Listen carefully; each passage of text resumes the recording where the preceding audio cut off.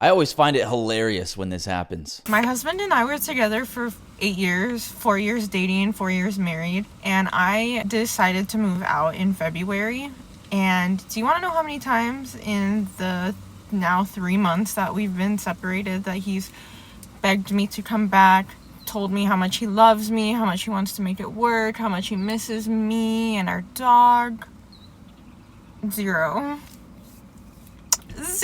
times. He gave her exactly what she wanted, separation, and she's upset about it. It actually took less than a week for me, or less than a week for me moving out for him to be on Tinder. So I am just, continuing on, and he obviously doesn't give a shit about me.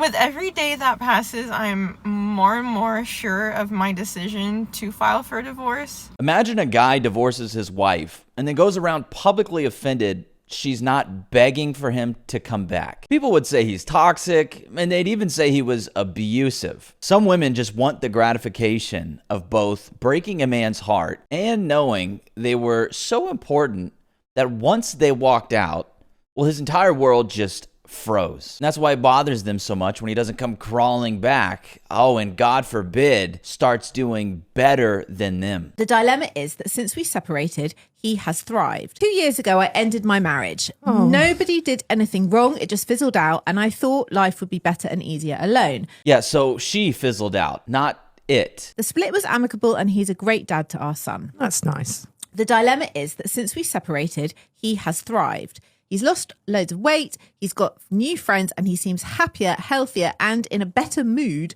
than when we were married. Kind of sounds like life for him got better and easier alone, doesn't it? Whoops. My son tells me about his travels and the new hobbies that he has.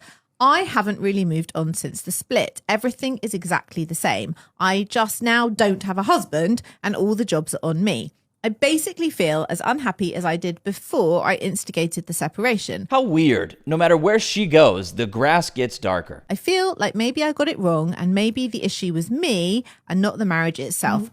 I created this mess and now I don't know how to move on. I mean, that sounds really fucking hard. Her and other women in her situation often convince themselves they're doing far more than they actually are, while minimizing what he does, until they genuinely start believing life would somehow be easier without him there. Women round even the lowest amount of tasks to the nearest everything. This would mean like as soon as she's got to do one thing off of your list, now she's doing everything. She rounded it right to everything. I think they call this a dishonest absolute. This is where I changed the narrative of the story to minimize your contribution, maximize mine without any evidence. I do everything around here. You do not do everything. You do not do everything. That is not a thing. Like, all you do is go to work. I also notice women, when they count, I watch this in our women's group, they count their tasks on a daily basis individually. Like I put 200 dishes away. I put 25 shoes away. I cleaned up 5,000 Legos.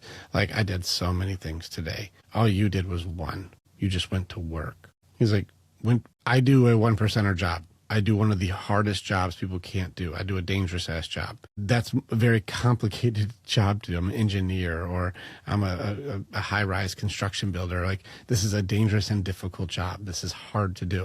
Well, they don't know what you do, so they think you just did one thing. You just went to work.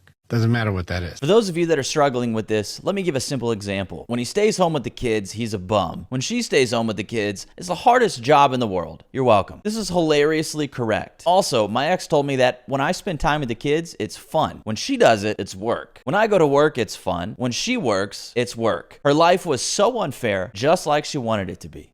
Damn. When I do chores around the house, I'm avoiding childcare, but when I care for our child, I'm just playing with the kid while she has to do all the chores. Exactly what my wife said when she divorced me, trying to hide the fact that she had a guy on the side. And I'm literally a cancer surgeon. If a man washes a dish and a woman isn't there to witness it, did it happen? It isn't about what actual work was performed. It's about what work they feel what was performed, and they only feel effort when it is theirs or they directly witness it. All other work is merely an abstraction. And I want to address this comment. He says it's gay for men to sit around and complain about women. First off, the guy wasn't even complaining. He was describing how women will often round up what they do and downplay what he does. So right away, that tells us what actually qualifies as complaining. Now, if left up to gynocentric NPCs like this, female bad behavior would go completely unacknowledged, and men would still be utterly clueless about women, furthering the whole women are so mysterious and complex narrative, because apparently sharing observations and experiences is gay. It's a new era, and women being insulated from criticism is over. Girl dads and anyone else that gets offended over that will have to deal with it. If you guys want to support my work, the best way is by clicking the Buy Me a Coffee link in the description below. Since YouTube takes a 30% cut of super chats and super thanks, Buy Me a Coffee is the better way to directly show support. So head over there and check it out. Just click the link in the description below.